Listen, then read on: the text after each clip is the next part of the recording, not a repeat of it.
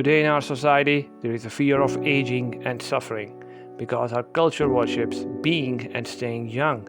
We consider suffering to be a meaningless and somewhat a suicidal thing and discourage a sufferer from being challenged by it.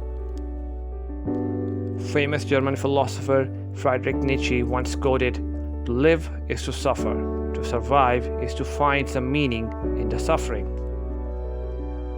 Since suffering is an inevitable part of life and each one of us will encounter at some point in our lives, then why should we become a victim to it?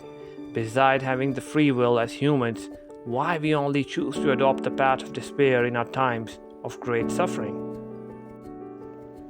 This particular attitude in human psychology is beautifully explained and answered by Viktor Frankl, a Viennese psychiatrist and professor of neurology who once worked with Freud.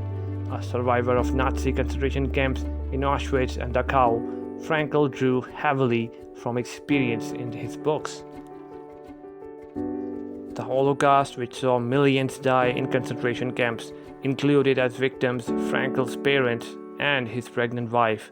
Yet, despite these personal tragedies and the inevitable deep sadness these losses brought Frankl, he was able to put such suffering in a perspective that has inspired millions of readers of his best-known book, Man's Search for Meaning. According to Frankl, life can be made meaningful through the stand we take toward a fate we no longer can change. Since human beings have free will, they must choose to see a meaning to their suffering. What makes the difference between despair and meaning? Frankl answers, the attitude we choose towards suffering.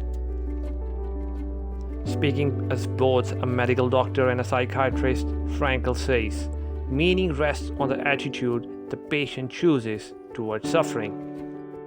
Frankl argues that even the darkest and joyless episodes of our lives can be times when we mature and find meaning. He even posits that the more difficult, the more meaningful troubles and challenges can be. How we deal with the tough parts of our lives shows who we are. In one sense, suffering is certainly not good. Rather, it is a sign of the abnormality of the world. However, in another sense, suffering can be turned into a good deed or a moral value by the way a person bears up under it. Suffering can make or break a person, either ennobling or degrading him. During his time in concentration camp, Frankl widely noted that prisoners who found a larger meaning and purpose in their lives and who had a dream of what they could contribute actually survived.